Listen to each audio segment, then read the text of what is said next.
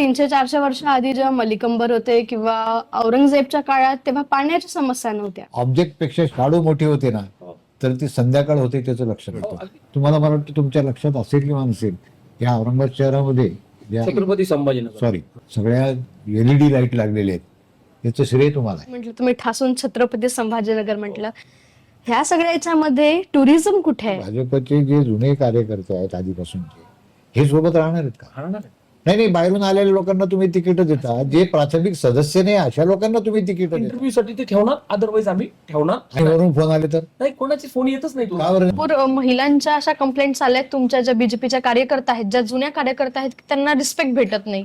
आता समजा एखादा नवीन कार्यकर्ता आहे, त्याला बीजेपीत यायचं आहे आणि निवडणूक लढवायची आहे, तर निवडणूक प्रमुख म्हणून तुम्हाला विचारते की बीजेपीचा एलिजिबल क्रायटेरिया काय आहे? आम्ही जेव्हा इच्छुक उमेदवारांशी चर्चा करतो ना, तर त्यांना म्हणलं अरे बाबा तुझं काही काम नाही, तू पक्षामध्ये नव्हता, भाजपमध्ये कोणी दिसला नाही.